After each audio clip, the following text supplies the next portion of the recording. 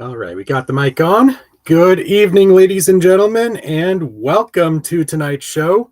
We are back in the lab this week after last week's nice excursion over to DraftKings Sportsbook in Foxwoods, a more familiar setting where we go over the week that was, the week that is to come, all the playoff ramifications that you're interested in, and all the other goings on of this great league.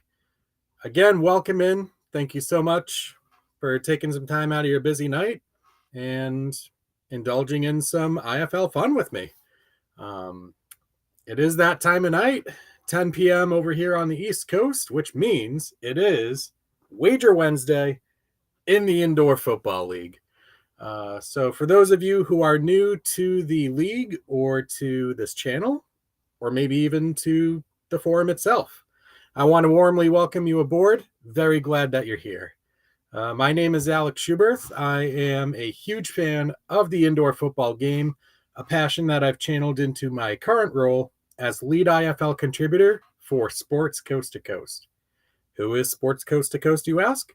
Well, we are a Pacific Northwest-based sports forum site that specializes specifically in coverage of the Indoor Football League and its 14 member teams specifically.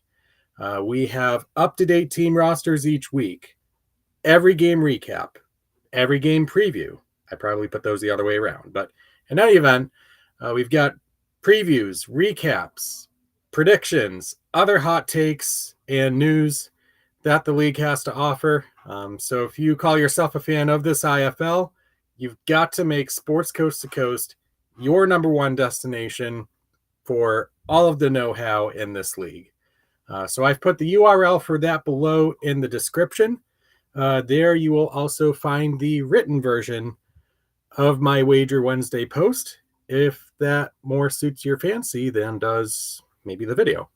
Not sure. I've had people like both. I've had people like one or the other. Really just is a matter of taste, I believe.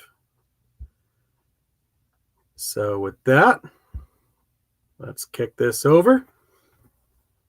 And we are already 17 weeks into the season. Can you believe it? After this, it's, this regular season week, next week's the finale, and 3 weeks of the playoffs. That is it for 2025. It's just gone by so quickly. It's been incredible fun. And the most amazing part is the best has yet to come. All right, so week 17. What happened last week in the Indoor Football League? Well, insanity, chaos. Any word that you can use to help describe all sorts of fun and chaos in the Indoor Football League, this was the week where it all happened. We had Game of the Year candidates. We had more underdogs win than favorites. We had 2 double-digit 14-plus point leads evaporate into thin air, and to cap it all off, a double overtime game to boot. So we're going to go over each of those 7 games in the detail that they ever so deserve, and we'll recap our bet results from those as well, see how they add up in terms of the season-long tracker, where every team and every bet type stands 14 games into the season. So once we recap everything that was, we'll get into forecasting what we hope to be. So we've got another 7 games this week, 1 on Friday, 6 on Saturday. So same lineup in terms of days and number of games per day as we had last week. And once we make our single game bets, we'll finally try to put together that 3-leg parlay attempt that maybe, just maybe, will serve up a winner for once. We'll have to see, though. All righty, so week 17 kicked off. Friday clash in the Bay Area with the Nighthawks going in, taking on the Panthers in what is pretty likely to be a playoff showdown in a couple weeks' time. A lot of people had suspected, hey, maybe this could offer us a game of the year candidate. I kid you not when I say this game probably exceeded that expectation. The game had everything. A wonky start, one where the Nighthawks fell into a 14-0 hole before they even got a chance to possess the ball. But you know how good teams are. They ride adversity. They're able to respond well in unfortunate sequences, and the Nighthawks did precisely that. They fought back to where it was a 7-point game at halftime, and then that's when these powerhouses traded punch for punch in the second half. A touchdown for Vegas, a touchdown for Bay Area. That vicious sequence for pretty much 30 minutes the rest of the way. It was pretty much Vegas up by 1, and then Bay Area up by anywhere between 5 and 7 points.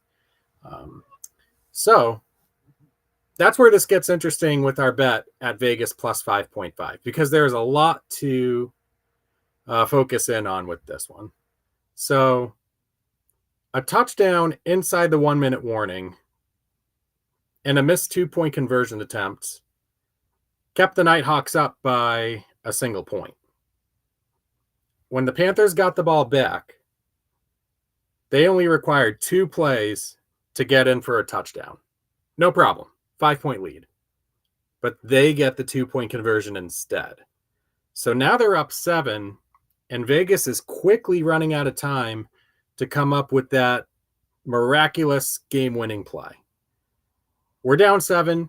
We needed them to cover 5 and a hook. 4th down, final play of the game.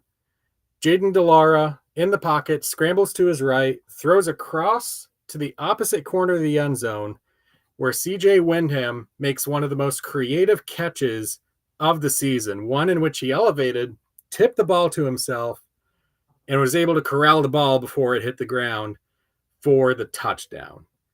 So at that point, Vegas trails by 1. There's no time left on the clock. They can either kick the extra point, send it to the extra frame, or do the daring thing and go for 2. Vegas did the latter, and it was Joe Fouché on the Panther side that made the pass breakup to preserve victory for the Panthers.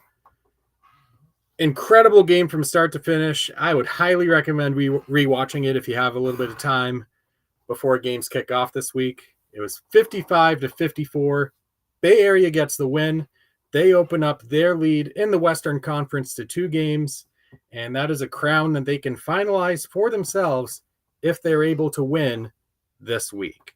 So that'll be something to look out for. As for the Vegas Nighthawks, they are in 4th place in the Western Conference, which obviously doesn't get you a home game at any point in the playoffs. But they do still have a path to 2nd place, which we'll dive into all the playoff scenarios once we get into the single game picks here. So that masterclass opened up week 17 on Friday. On Saturday, this is where things got absurd. We started off with a 7 o'clock Eastern kickoff game with the San Antonio Gunslingers taking on the Jacksonville Sharks. This was a rivalry that had fostered itself in its earliest stages in the National Arena League from 2022 to 2023. First matchup between these two rivals at the IFL level. And San Antonio, they've had games like this before. They absolutely took the winning formula of Jacksonville and put it right back in their face. Offensively, they were pretty much near perfect. They were running the ball really well against a spectacular Shark defense, and they got touchdowns on all 4 of their offensive drives in the first half, led to them leading 26-21 at the break. The Gunslingers defense held up strong to start the second half, limiting the Sharks to a field goal. And then from there, the offense took it the rest of the way. They forced the Sharks to play from behind. And that's when San Antonio made its impact offensively with a couple interceptions off of Tyler Huff, one of which was a SportsCenter top 10 nominated play by Riverius Rivers. One of those, get your hand in front of the ball, tip it, and intercept it while coming to the ground. Just a spectacular play all around in a game where San Antonio had several of them. So even though they had already been eliminated from playoff contention, they gave their heart and souls to this one. And that was rewarded with a 15-point upset victory as 13.5-point underdogs, one of the biggest upset wins in the IFL this season. San Antonio takes the game 46-31, which actually puts Jacksonville down to third place. They had entered last week in the second spot, which now they are on the wrong side of a tiebreaker to Green Bay. And for San Antonio, a nice fourth win on the season for what it's worth. Our 8 o'clock window had 3 games, all of them Eastern Conference tilts. We'll start things off with the Fishers Freight and the Iowa Barnstormers, a game where we had the over at 90.5. Iowa overs, Iowa overs, Iowa overs. I will go to the ends of the earth to scream that. And the way that this game played out, it's hard to see why you would ever deviate from it. We had points scored on every single first half possession from both teams, and that would carry into the fourth quarter when Fishers up by, I think it was 7 or 8 points midway through the fourth quarter when they finally got a defensive stand against Iowa, and they just kept chugging along.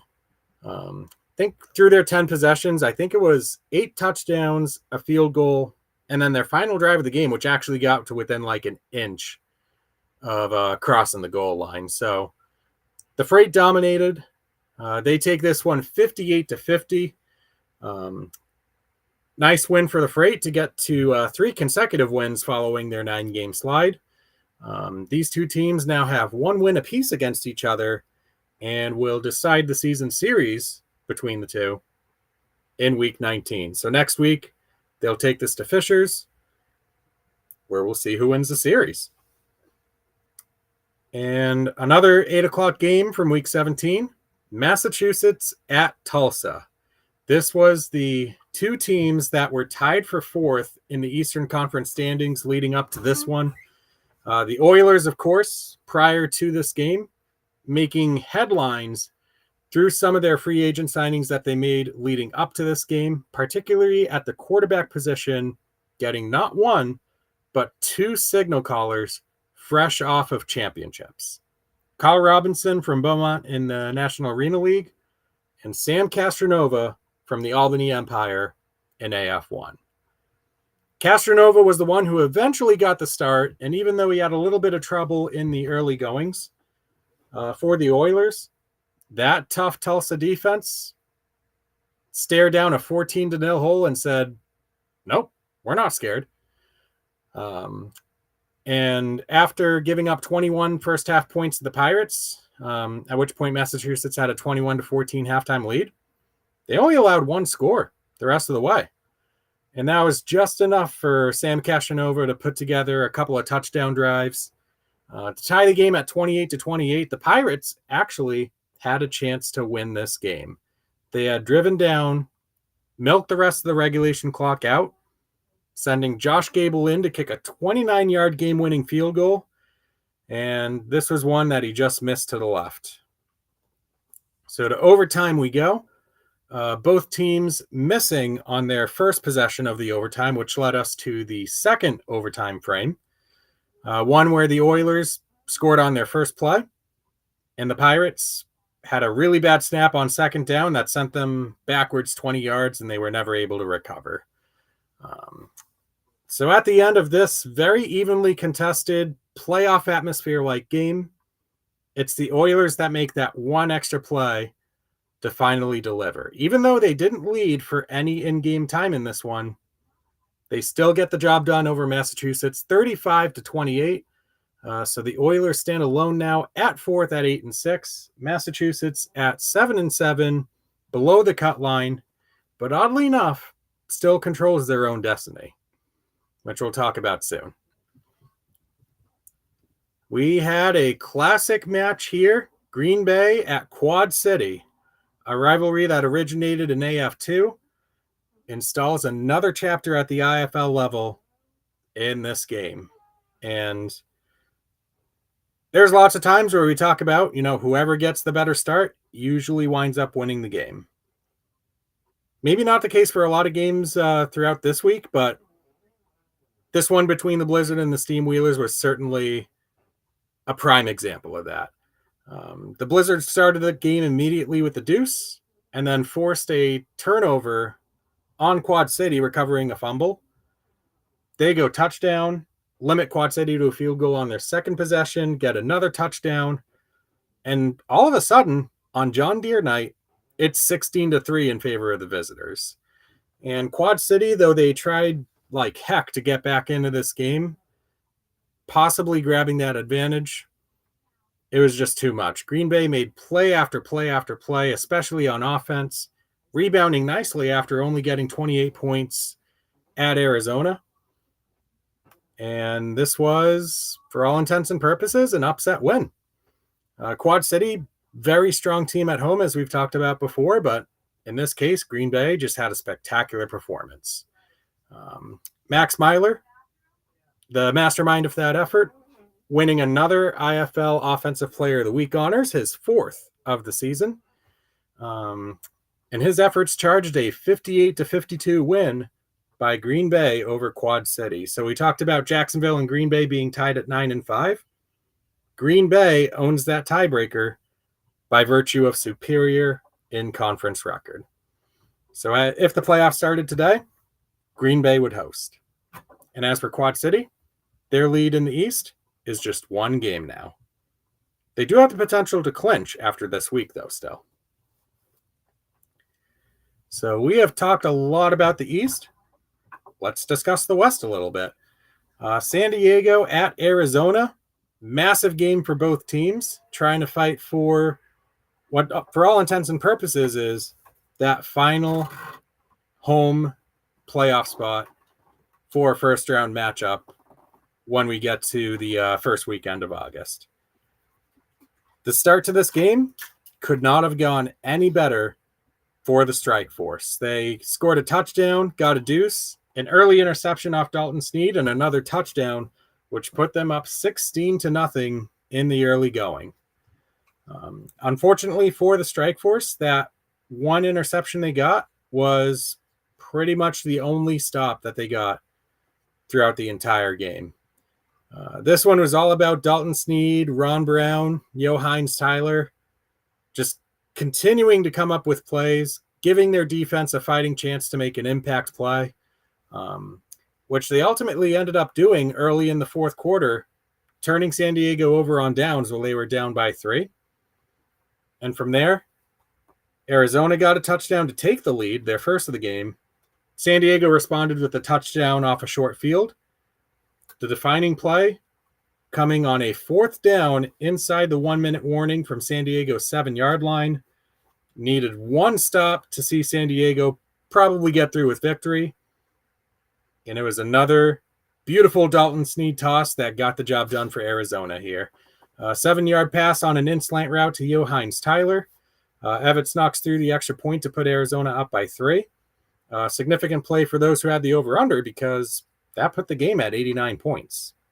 And you see there, we had the under at 88.5. So unfortunate there for us, but perhaps even more unfortunate for San Diego. They had a chance to potentially win the game on a 4th and goal from Arizona's 2, but a running attempt by Rudy Johnson got stopped short, and that was the final play that got Arizona a win, which now puts them in a tie with San Diego at 9-5 in the standings. So this game ended 46-43, favoring the Rattlers. It's a second straight win for them, and San Diego's 6-game losing streak comes to an end.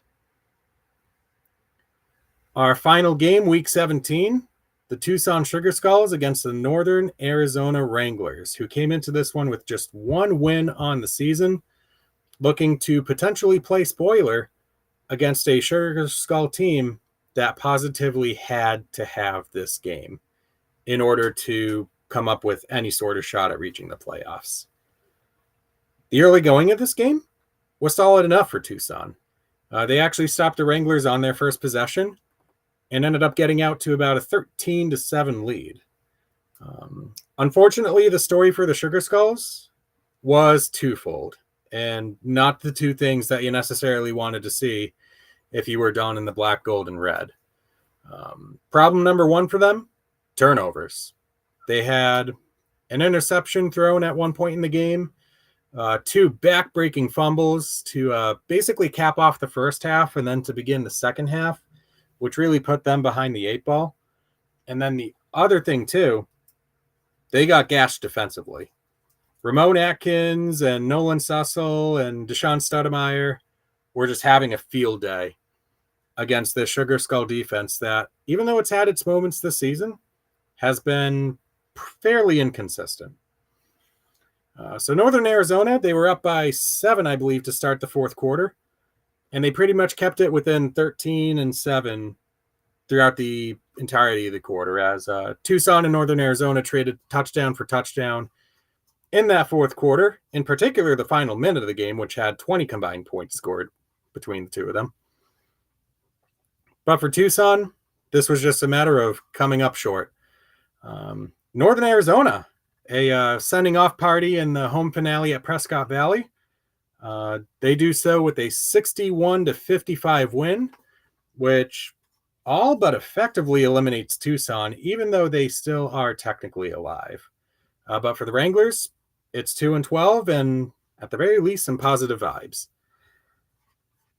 So that was the path in week 17 that we took.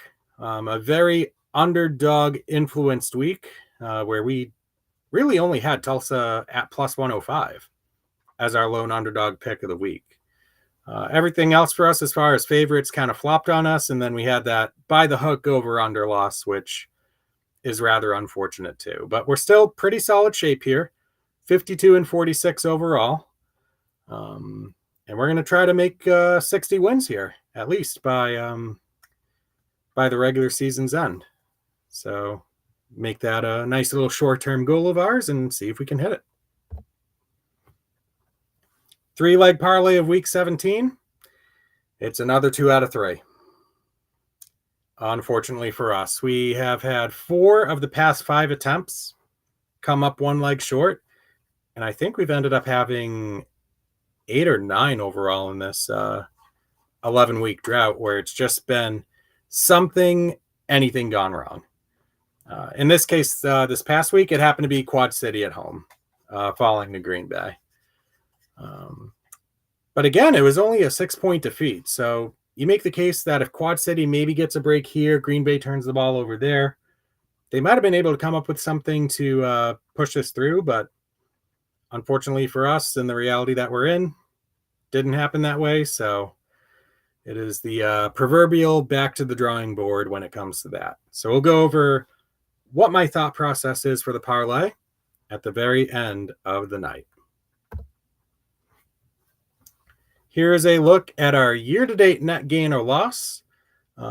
Overall for the season, pretty encouraging.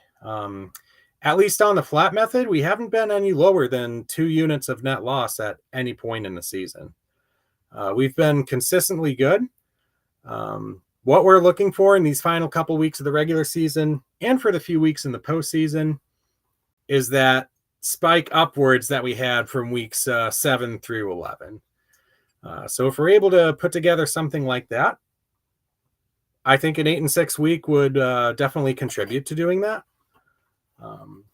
In terms of getting back across the break-even point here, I think it's going to have to be at least 9-5, possibly 8-6 if we get lucky with a money line underdog hit. So which underdogs could we look to back in our quest to accomplish just that? And how many will we take? And might that upset the fruit basket a little bit? All interesting questions to consider as we look at week 18 and week 19 in tandem. Obviously, we got to go one at a time given how lines pan out, but all the same. And this is the same graph, but by percentage. So right around that -2, 2.5 mark for the flat method, right around the -5% mark for the weighted method. Like I said before, if we can get these back above that red line, I'd qualify it as a really nice success. So that is where the mind is at. That is what is fueling our picks. Let's take a look now at yearly results by bet. And I'll tell you this much. If you have been anguishing backing the underdogs for the most part throughout pretty much the entirety of this season, week 17 was a positive godsend for you. We had all except for one underdog cover its respective spread in week 17. Road teams panned out strong, 5-2 against the spread. Overs were ridiculous this week. 5-2 this week, 24-13, which is 65% in the last 6 weeks. That's a trend that we've kind of tapped into a little bit here in the past couple weeks. So, what are you doing? Sorry about that. So the overs have been red hot. That's something that we could look to potentially tap into as we go through these final couple weeks of the season here. And like we said, the underdogs dominated, relatively speaking. 4 wins out of 7 from a straight up perspective is really, really good for underdogs, given that they've only won at about a 35% clip this season. So that is a look at some of the year-long trends, which have kind of been firmly established at this point. Overs and unders fairly even, spread fairly even. Really a neat advantage right there with the home teams, hence giving it the home turf advantage name. So those are things that we've been trying to consistently lean upon here. Here are our team-by-team trends. 14 games into the season, we get to the point where anywhere between 6 and 8 wins doesn't necessarily qualify as statistically significant. So as far as spread betting goes, we have Quad City, best in the league at 10-4. Iowa, worst in the league at 4-10. Arizona, a surprising one near the bottom end at 5-9, though it should be worth noting the Rattlers last year were a 7-9 spread team below 500. Didn't matter as they went on to win the IFL championship. The over-under distribution is a little bit more lopsided one way and the other. Iowa overs, we have sung its praises already here. But on the flip side, we've got Massachusetts 4-10 to the under to lead the IFL in that category, or 10 unders in the last 14. And Northern Arizona and Tulsa, 9-5 to the under, just one game back. The money lines are fairly straightforward. You could look at those from a standings perspective. We don't usually dabble too much in the money lines, but given our current standing right now, we could look to see if there's a team that's maybe an underdog that is above 500. Maybe we roll the dice on them if the situation is right. So I'll look at some of the year-long trends and some of the recent trends of note heading into this week. And a look at our bet results by team. Unfortunately, this is where one of our preseason goals is going to come up at least one team short. With our 5th consecutive loss on a San Diego Strike Force game this season, we've now gone past that 9-loss threshold that we were kind of allowing ourselves for with San Diego's games. So at this point, the best we can do with them is a 6-10 record. But I would love nothing more than to snap that crooked losing streak on their games in terms of their selections, whether it's this week, ideally, or next week if the pick this week doesn't pan out. We are still looking for winning out from this point onward with respect to the Gunslingers, the Pirates, and the Oilers. So we will be sure to stay of sharp mind when talking about those games too. But everything else is either at or close to the goal, with Arizona the only team that we are 1 win away from getting them to that 7-win goal. So I think the goal did its job here of kind of framing things for us.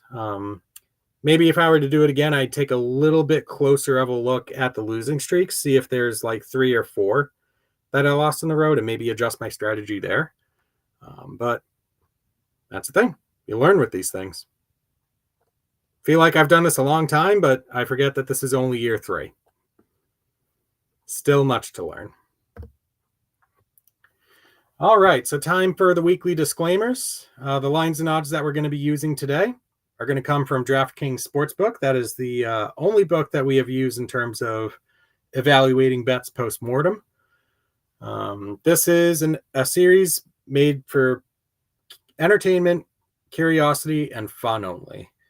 This is not meant to be betting advice in the traditional sense of the words, nor should it be treated as a device to try to make money. After all, there's no such thing as a guarantee or a lock in the sports wagering world, as a team like the San Antonio Gunslingers taught us the hard way last week. Just anything and everything could possibly happen in this game, in sports in general as well. So just be sure to bet responsibly if you do play, which kind of goes in line with my next point here. If you'd like to tail or fade my selections, you're more than welcome to do so, but just do so responsibly. Practice safe gaming habits, which includes setting a budget in terms of both time and money. Risk only what you can afford to lose. And if you feel that you're kind of devoting too much time to the betting landscape, or maybe you feel like you're falling closer to that problem gaming designation, there's a lot of resources online that you can refer to, that states offer as well, to get you some help in that matter. Haveagameplan.org is one example. Responsibleplay.org is another. They offer really, really good tips. They debunk a lot of myths about gambling as a whole. So whether you're kind of suffering from problem gaming or not, it's a great place to go to either way to learn a little bit more about the intricacies of dealing with this. All right, so we are near 35 minutes into tonight's show. We've talked a lot about what has happened. Now let's get into the week that is to come, with week 18. Starting off Friday the 18th, an 8 o'clock Eastern kickoff, home finale for the Blizzard. They are hosting the Massachusetts Pirates, where the hosts are 6.5-point favorites. The over-under is 85 in the hook. For Massachusetts, the money line pays plus 170. For Green Bay, the money line pays minus 205. For Massachusetts, last week's loss was dang heartbreaking. The Pirates led, or were tied, for the entirety of that contest up until that second overtime frame. Sometimes you have those type of games, right? In any sport, really, where you're just leading throughout and then just suddenly the opponent catches a second wind and is able to get the victory when it matters most. Despite that loss, though, Massachusetts, believe it or not, still controls their own destiny. Just simply based on the way that the schedule and the specific matchups shake out for this week and next week. For the Pirates, if they win this game and they can beat Bay Area next Friday, the Pirates are guaranteed a spot in the playoffs. Whether it's as the number 3 seed or the number 4 seed will be determined by results from throughout the league elsewhere, specifically within the Eastern Conference.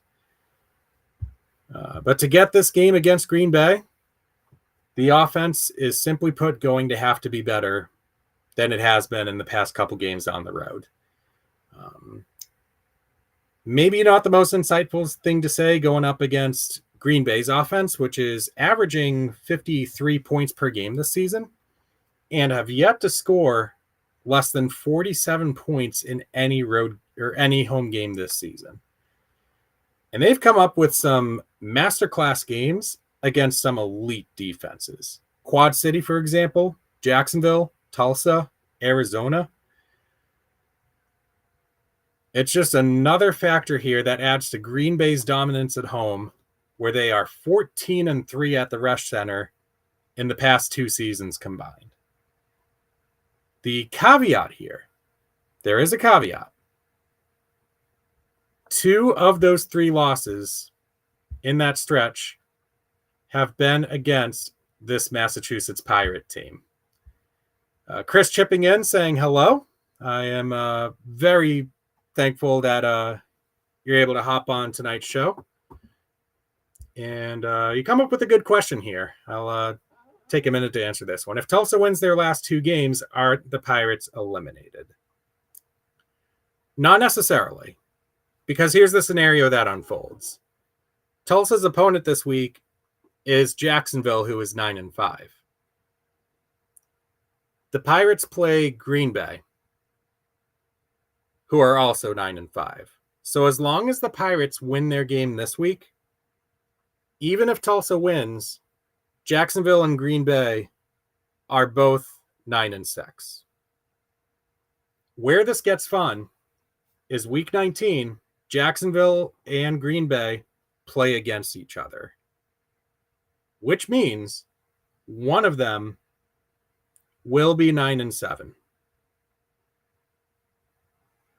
And if that situation pans out,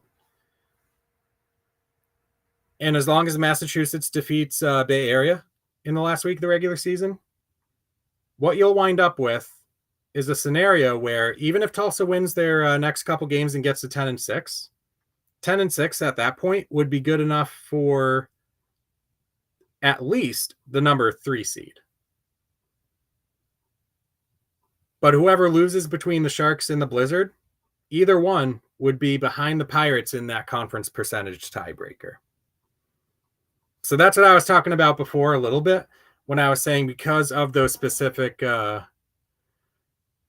scenarios. And exactly right. Green Bay, Jacksonville, if they're not careful, one of them might be slipping out of the playoff picture if they happen to lose a couple of games in a row here. Thus why they haven't clinched a playoff spot yet, even though both are 9-5. So there's definitely still a lot to decide here.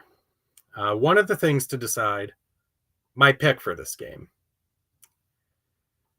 Based solely on how this matchup has historically gone, where the road team has won 5 consecutive times, that plus 6.5 for Massachusetts is just so tempting to take. But I can't bring myself to do it. Green Bay minus 6.5 is my play. And it's really for the reason of the name of the game in the Indoor Football League is point scoring. And that is something that the Blizzard have done in bunches at the Resch Center this year. And it's something that the Pirates have not really done in their road games. Aside from that 66 points that they hung up in, I guess, Casey Center now, out in Iowa, their points per game on the road only checks in at 32.5 per game. So in order for the Pirates to contend here, they're going to have to sustain drives that are efficient, and they're going to have to force Max Myler into making a mistake or two here or there. Maybe they have to force another fumble from a skill position player along the way as well. So basically just think of it as last year's Eastern Conference Final. Or maybe don't if you happen to be a fan of the Green Bay Blizzard, but that's kind of the game script that Massachusetts is going for here. As for Green Bay, pretty much just keep doing what you're doing.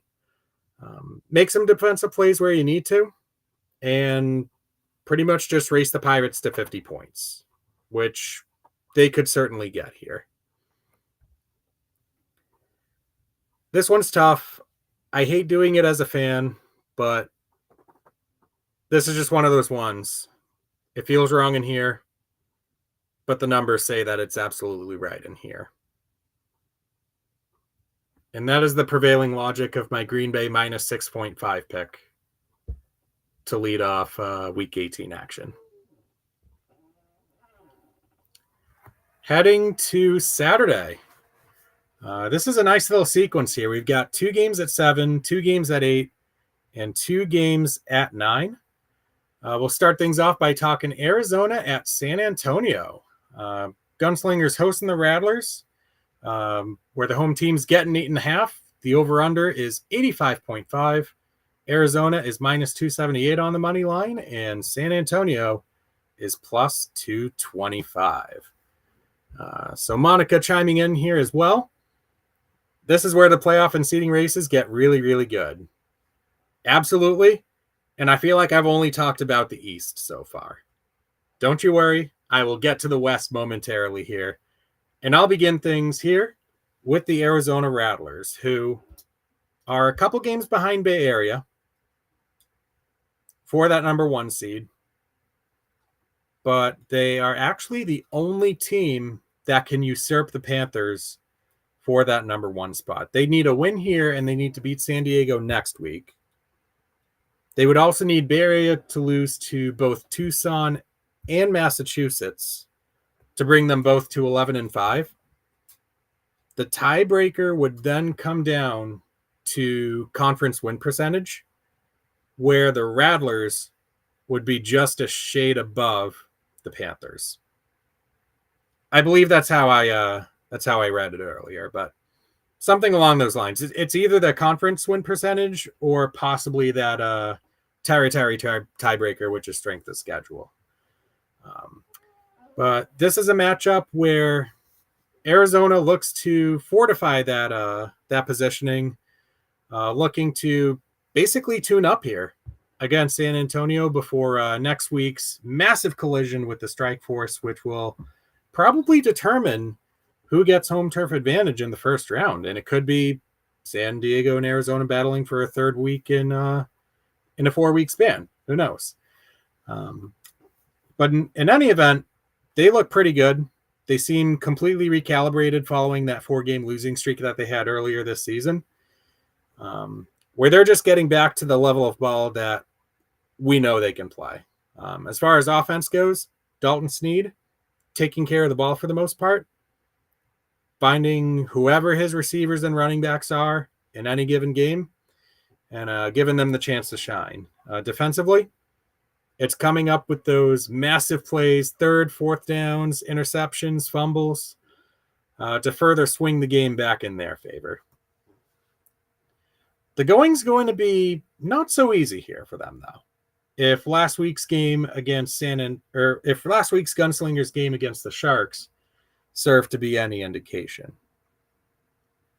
Granted, it was definitely one of those like unexpected house.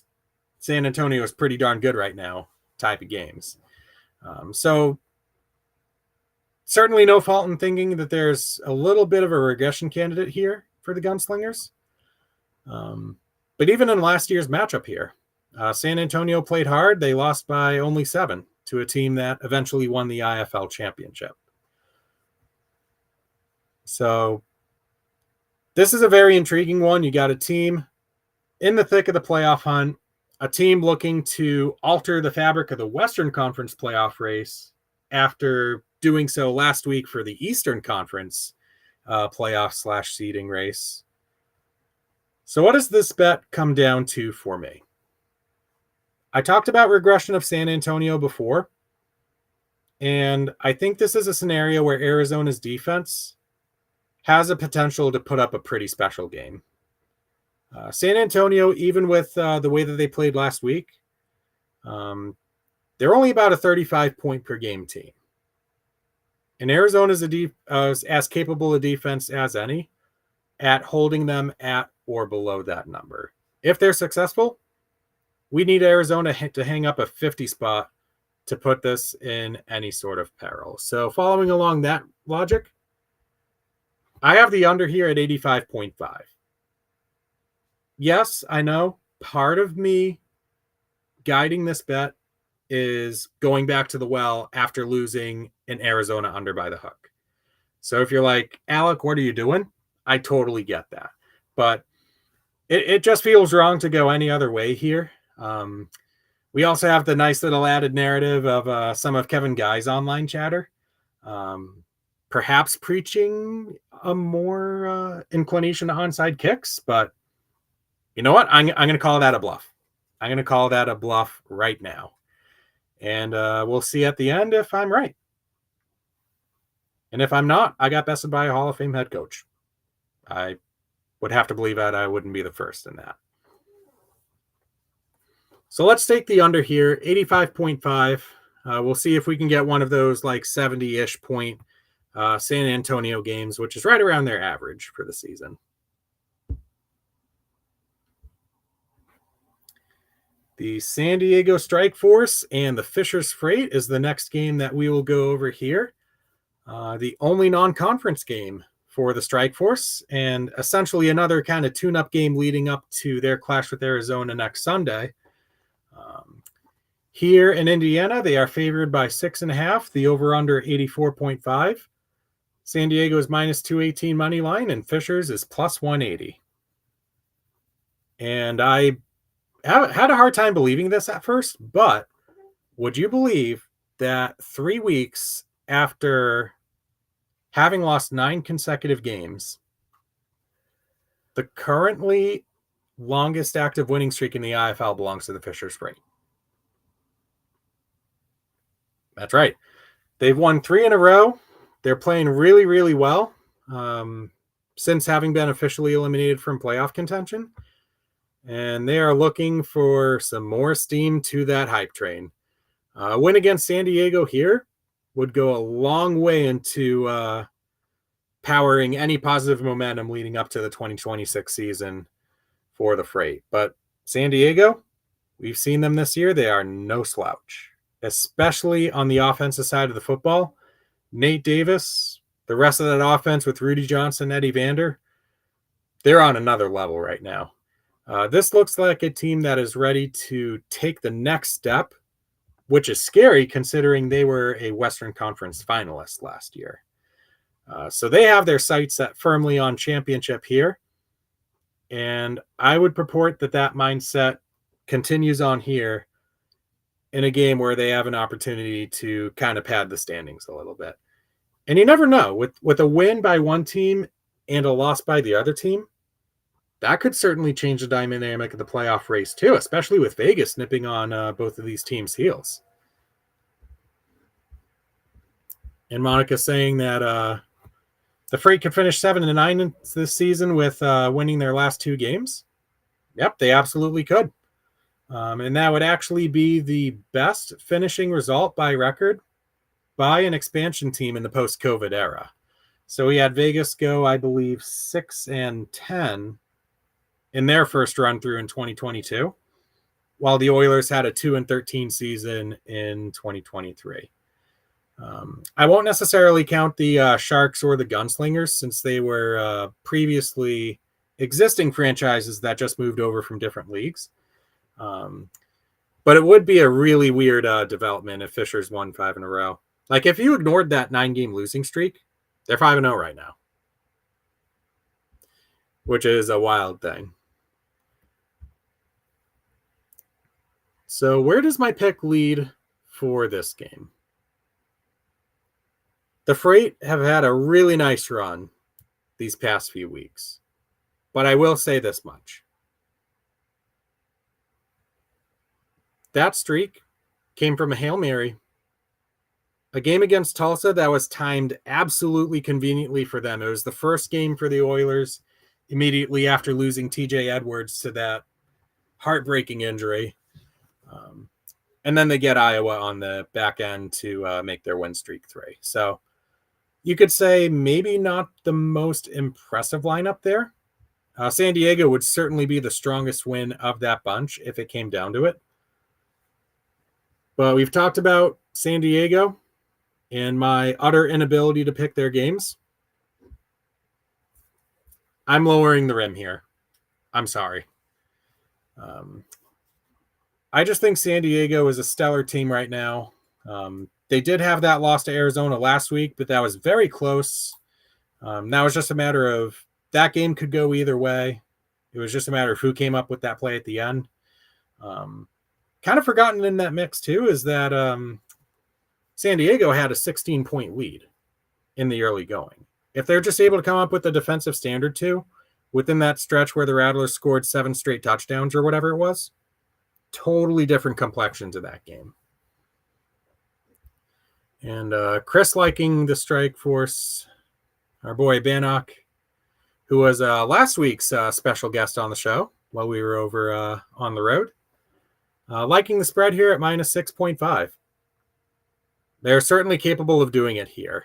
The matchup that I like the most, now that we actually bring this up a little bit, is San Diego's offense versus Fisher's defense. Because the Freight defense, they do have some good players, but they're still giving up a rate of points that's bottom 3 in the league. I think it was 46 points something. It was a low 46 number. And up until recently, we've seen San Diego hang 50 at will on people. And I'm not sure how sharp my memory is when it comes to San Diego and non-conference games throughout the past few seasons, but their games in non-conference, some of them I remember being very, very high scoring. So if San Diego can keep that running and force Felix Harper into making a few mistakes of his own, certainly a conceivably good bet there. I will say this as well. The Strike Force do have a little bit of familiarity with Felix Harper, at least in terms of kind of game planning for him, because Harper was a member of the Bay Area Panthers last year, and Harper did start a game against San Diego last year. Strike Force doing a really nice job containing him to 30 points on that outing. I think it was the regular season finale, or pretty close to it. Yeah, Monica saying too, they had a chance to score in the last minute of the game. Basically that last play. And actually, if you look back at that replay, I'm not sure if there was some confusion on what exactly the play call was. Because if you look back at the time Johnson was tackled, Nate Davis was wide open in the corner of the end zone. Like Johnson could have just lightly tossed an air ball to him.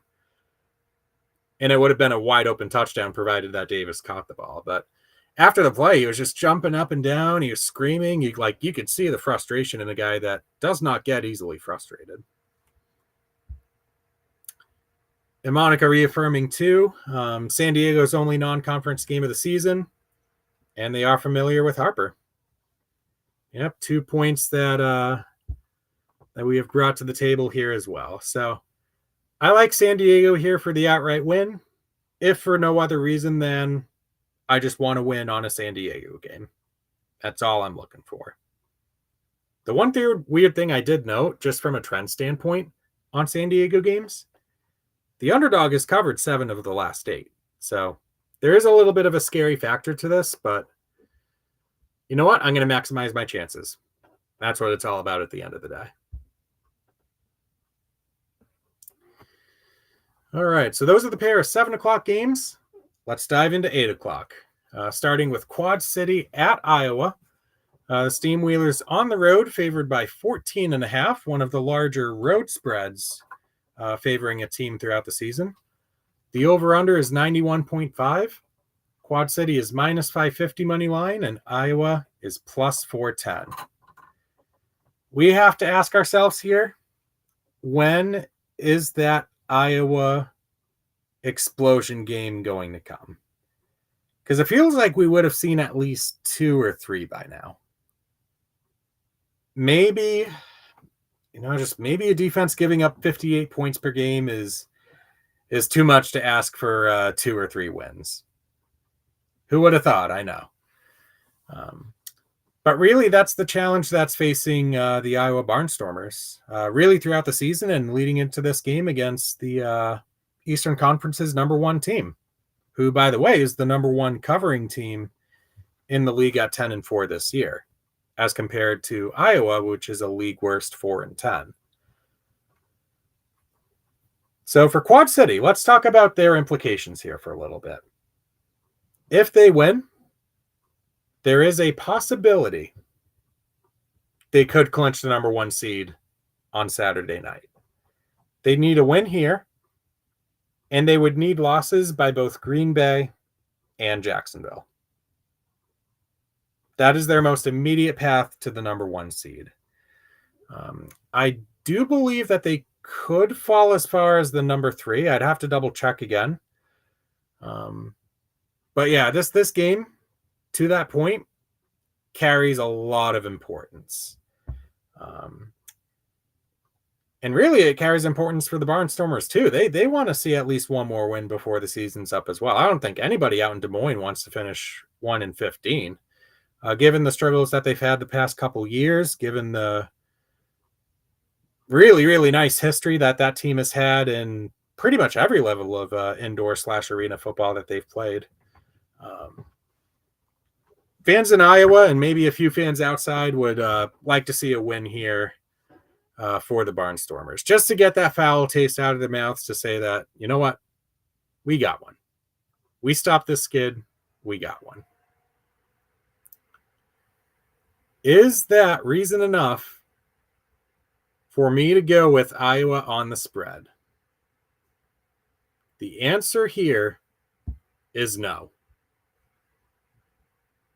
The answer here is no. I'm sticking with the team that is 10-4 against the spread versus the team that is 4-10 against the spread. This is perilous backdoor cover territory,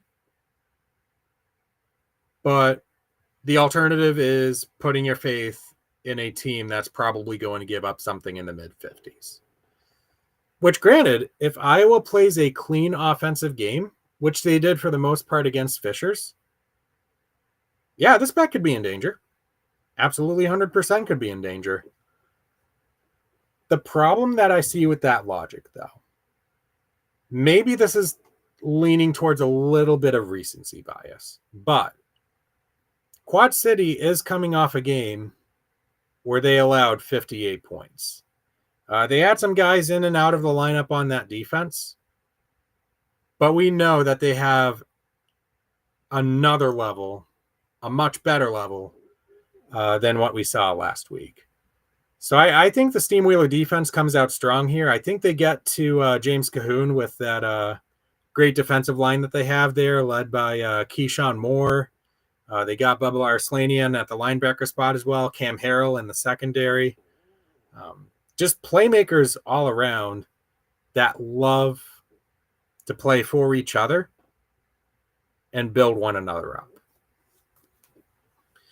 We've seen that throughout the season. Quad City's still a top 5 defense in points per game allowed, even though last week showing kind of tilted their average up by a bit. But yeah, 14-5. I think it, like, Quad City gets to 55 points here. The only way we flirt with danger is if Iowa hits 40. And we have Bannock chipping in here, and over 91.5 play here. Hey, man, it's Iowa overs. I mean, you're going to have to take it at some point. And I will say this much about that bet. If the over hits, Iowa home games would be 8-0 to the over, which is baffling. Maybe not surprising, but certainly baffling, if that makes any shred of sense at all. But I do like both of those plays. The over at 91.5, Iowa 11-3 to the over. I think Quad City's 8-6 to the over too. So that's a super generous number as well. I was expecting that to be maybe mid-90s, like 94 or even 95. So give me Daquan Neal to lead another Quad City cover. Neal, by the way, 10-2 against the spread as the Steamwheeler starting quarterback. 8:05, big matchup in the East. Jacksonville at Tulsa. The Sharks, despite losing by 15 at home to San Antonio, still go into the Sooner State as the favorites here. By 4.5 points, the over-under is the lowest of the week, 79 in the hook. Jacksonville is minus 166 money line, and Tulsa's plus 140. Ah, man, this game is probably going to be the one that I'm going to focus most of my attention on, aside from the couple other ones on Saturday that I'm going to be covering as well. But there's just so much intrigue to this game. How does Jacksonville respond in a game on the road against a team that is super, super hungry for playoff contention? Especially when you think about it with this view. Hear me out on this one. Last year, the Oilers finished 6-10. They were 2 games behind Quad City in Massachusetts for a possible playoff berth. They had 2 games, both very winnable, that they ended up dropping to this Jacksonville team that was 5-11. How poetically just would it be for Tulsa to come out on top in this one, to kind of slap him with that golden reverse card, if you will, from the 2025 season compared to the 2024 season. But there's a lot of matchup based things here that I definitely leveraged when I made my pick. For starters, I'm not a huge fan of Jacksonville on the road. I'm not a huge fan of them outside of Duval. They're only 2-5 against the spread. They had actually lost 5 consecutive road games against the spread until they got to play Iowa, and I think it was week 15, I want to say it was. Their only other cover was the season opener in Massachusetts all the way back in March. So they're one of those teams, there are several in the league, that just have trouble panning out to expectation when you take them into a hostile environment. So that's the Jacksonville aspect of this. The Tulsa aspect of this, we already talked about a little bit, kind of like on their team front. So maybe this one is a little bit more about the individuals trend here. And Bannock hitting this one exactly on the head. This comes down to Sam Castronova. He gets a full week of practice for the first time, having just signed last Thursday, leading up to their game against the Pirates. You'd have to think that's going to make the offense leaps and bounds better than what it was trying to string together in their last game.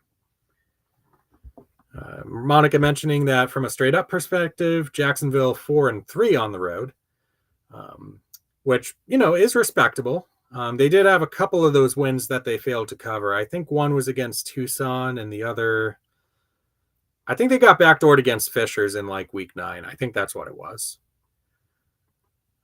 But everything else has either been, I think, an outright loss or another fail to cover type situation.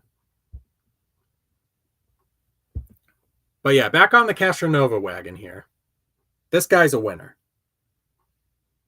Looking at 2025 alone, across his time with both the Firebirds and his 1 week with the Oilers, you're talking about a guy who's 13-0. That does not happen by mistake.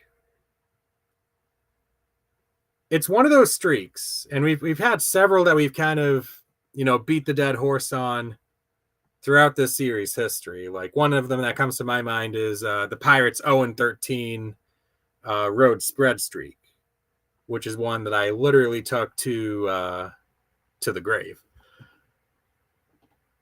But upcoming here is my pick, Tulsa straight up. And I'm not kidding around with you guys when I say this might be my favorite money line play in the IFL in 2 years. It really is. Just a really interesting development here that we're getting this sort of value when the underdog's quarterback has not lost a game all season.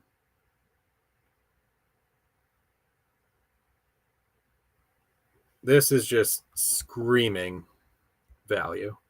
And Monica's saying that with more of a solidified presence at quarterback, Rodgers can go back to that athlete role.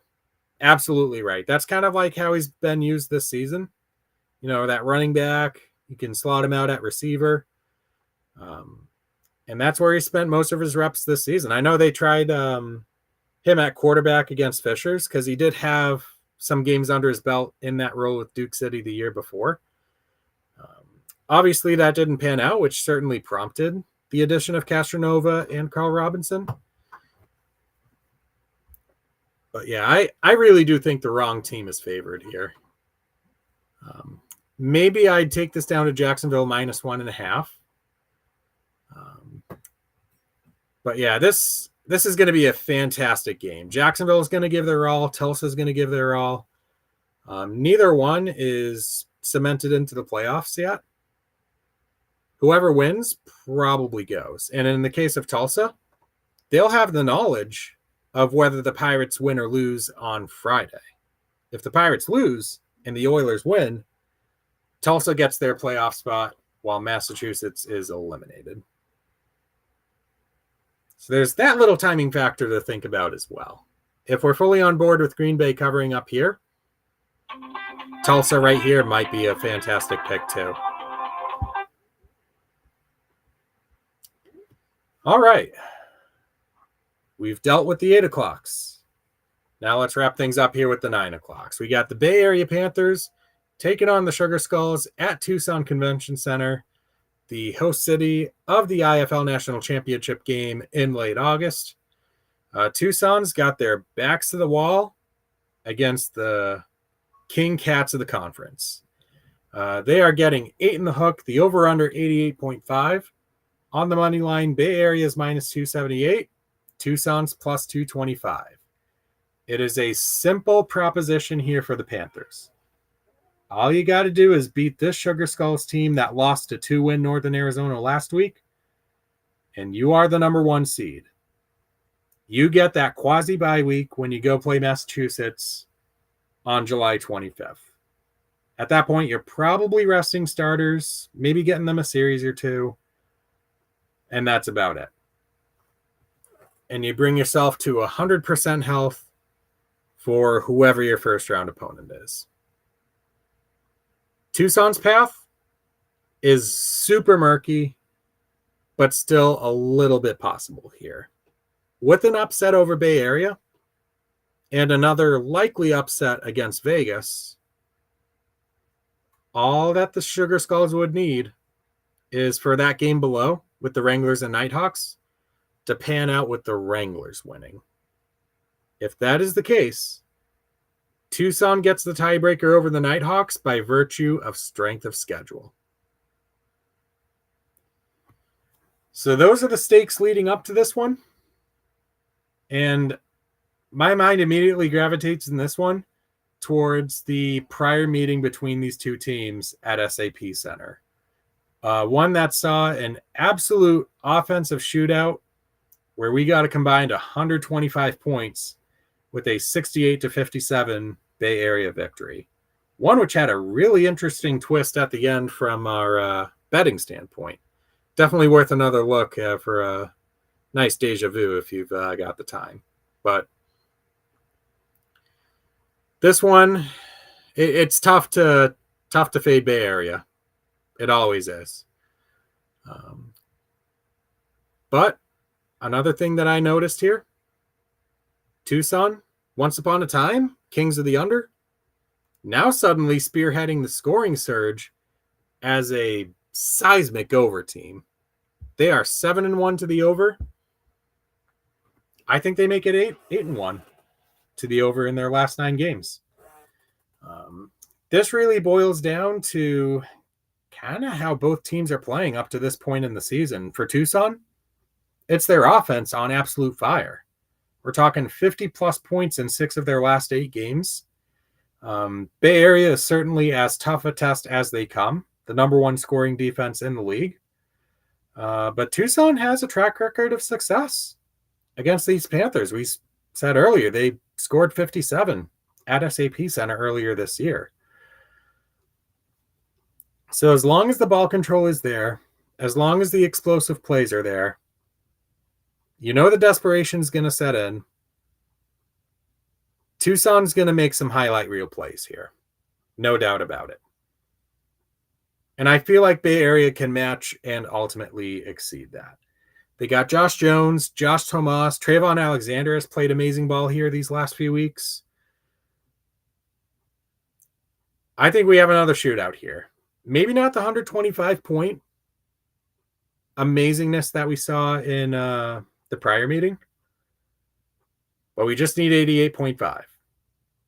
Just get us to 89. A nice little 47-43 game does the trick equally as fine. And you got Bannock going the opposite way here, going with the under at 88.5.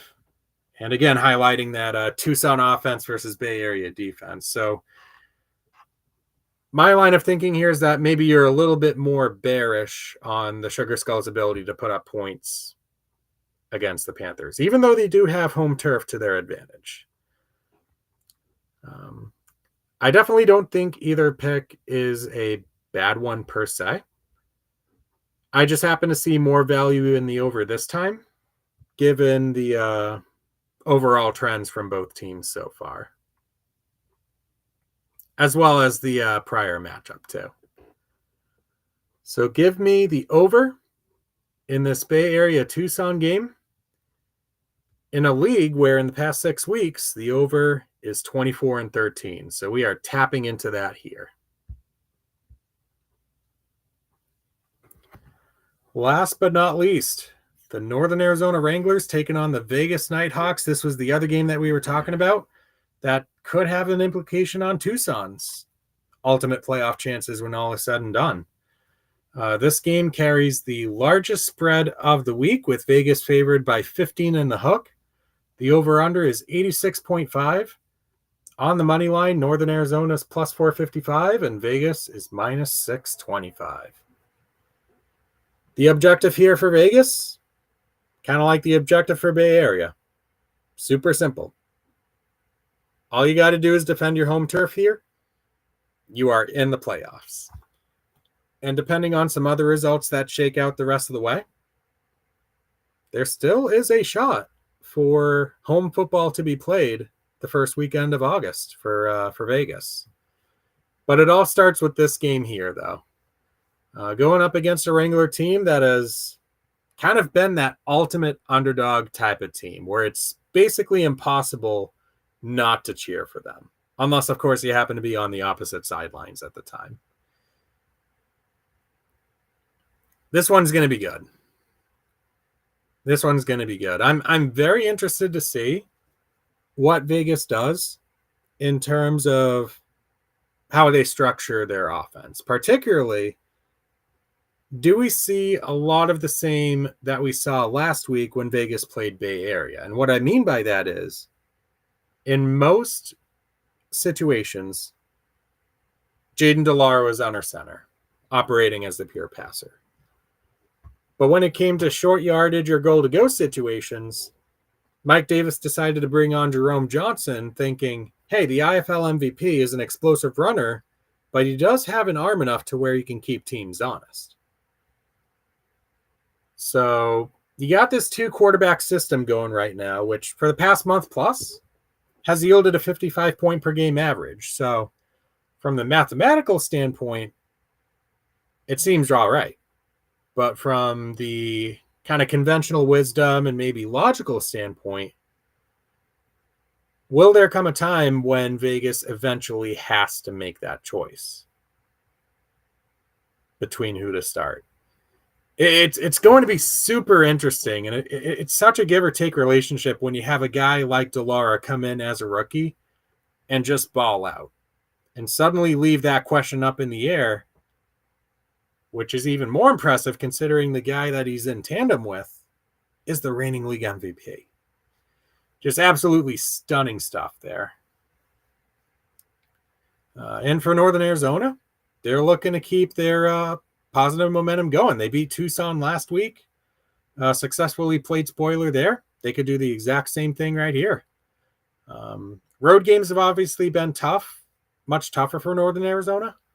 But they already played here in Vegas earlier, and they only lost by 6. So they were very much in the conversation of that one. My play here, in keeping our recent discussion going on this phenomenon, I like the over here, 86.5. We've talked about, within the past month and a half, 2 months, scoring has taken this league by storm, especially when compared to the earlier part of the season, where the past 6 weeks, I did the math, have averaged about 91.5 points per game. Full season average, just above 86. So you're talking about across every game from week 12 onwards, we're getting roughly a touchdown more per game, which, looking at it from a long run perspective, is super, super significant. A big part of that increase has been games involving these Wranglers and these Nighthawks, whether they're playing against each other or whether they've got separate games. Just take the past 5 from each team, for example. 4 Vegas games, over 100 points. 3 Northern Arizona games, over 100 points. With the stakes as high as they are, always ever increasing exponentially, there's no reason to think that that's going to slow down here. Both teams get to 43, and we're essentially right there. And that's precisely what we got when these teams played at Prescott Valley in a 63-43 Nighthawk win. I just love the ceilings that both of these offenses possess. And I think we're going to get a really nice look at that during the late window of games on Saturday night. So give me 2 overs in the 2 9 o'clock games.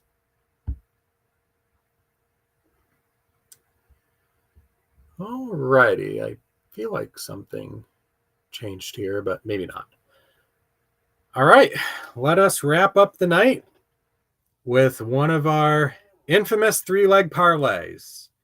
Looking for that first winner since week 6. We've come 1 leg away each of the past 3 weeks. Is this finally the one? Continuing with that discussion on the overs. That is where my first pick of the parlay comes in. It's San Diego and Fishers. Getting past this number.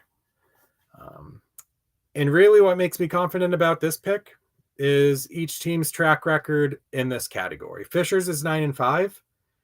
In San Diego, if you ignore the 2 games when Nate Davis was out, 7-5 to the over. Neither defense is playing particularly strongly either.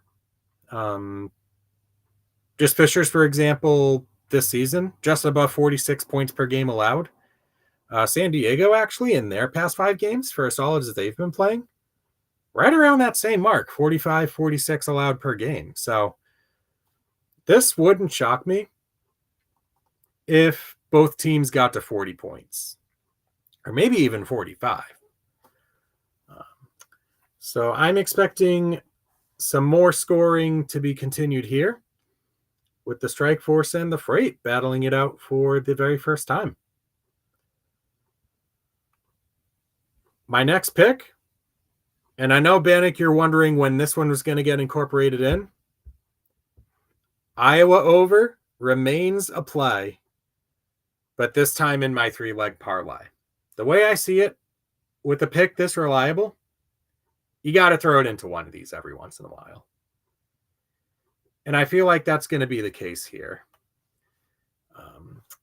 The one thing that I will add to this one before we move on to the 3rd leg here is for Iowa, all 13 of their losses has seen the opposition score at least 52 points. So if we follow along with that logic, as long as the Barnstormers get to 40, we should feel pretty safe about this one. And I feel like Quad City would end up having another touchdown up their sleeve as well to get themselves at or close to 60. That's just the way that things have gone this year. Quad City obviously looking for that bounce back as well on both sides of the ball. They certainly got the offense going against Green Bay. I think they continue that here against a team that is by far the most generous defense. And yeah, like I said before, my initial prediction for this was 94-5. So to get that at a field goal lower than what I was expecting, yes, please. Yes, please, I will take that. All right, the third leg. This is where I went into personal odds with myself. I wanted so badly to go with Bay Area here. Straight up to cap off the parlay. There's one problem with this, though. You see those total odds right there? Plus 395. I've got to make it plus 400 or more. That's been the rule this year. That's been the rule last year. I know I've lost 11 parlays in a row. I'm not changing this rule. We're staying strong here. We're doing this the right way. So I'm going to gravitate instead to a relatively surprising pick. The underdog on the largest spread of the week. Naz at plus 15.5 carries some sneaky value to it. Obviously, for the one reason is, this is more than 2 possessions here. This is more than 2 possessions. And even though the Wranglers have had their fair share of struggles with offense on the road, let's just say they get to their season average of 36, for example. If they get to 36, Vegas needs 52 to cover this number. With the way that the Nighthawks have been playing, that's certainly gettable. But, sometimes that difference between, the 49 and the 55 point threshold is maybe game script. Very, very well realistically could be that case. This is also a really nice cushion if we have to rely on a possible backdoor cover. Believe it or not, that's actually what happened in that first matchup between these two teams. The Wranglers got a touchdown to lose by 6. I think the spread was 10.5. So that garbage time touchdown with, I think, 15 seconds left or something ended up getting the cover for the Wranglers. I think that actually ended up killing one of my parlays one of those weeks, too. It was one of those 2 out of 3 weeks where the lone loss was a backdoor cover. But yeah, I'm glad you're on board with that Naz plus 15.5. Obviously, it's not easy, but we've also seen games of this nature where, you know what, maybe for whatever reason, the favorite never gets into cover range at all.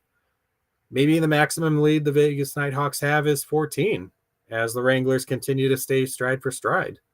And it winds up being like a 55-41 final or something.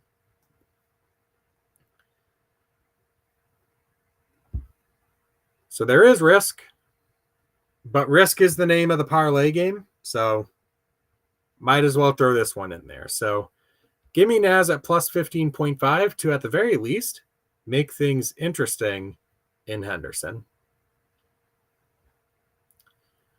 So that is the 3-leg parlay. Tail it, fade it, do whatever you want to do with it.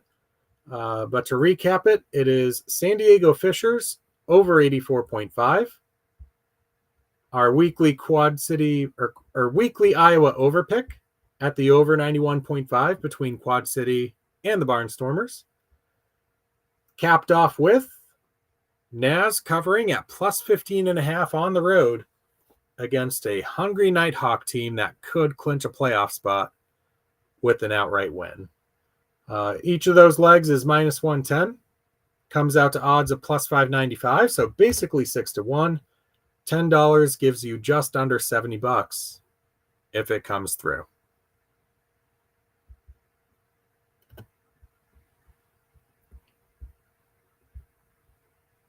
So there you have it. Those are the single game bets. That is the 3-leg parlay. And that is going to be a wrap for week 18 of Wager Wednesday in the Indoor Football League for 2025. Thank you so much again for tuning in, checking me out, whether you're watching live or on demand. Your interest is really, truly appreciated. It certainly helps when I feel like I'm not screaming into a void. So again, there are 7 games of IFL action there. It begins with Friday night with Pirates Blizzard. You can catch that on IFL Network. URL for that is in the description below as well. Definitely check it out.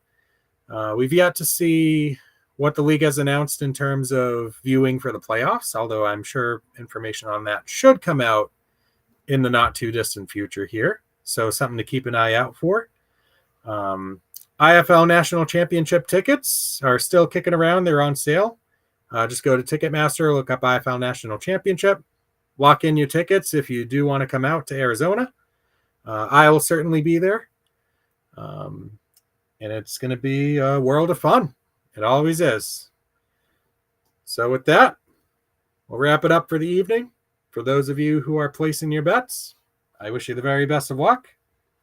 I'll see you at the cashier.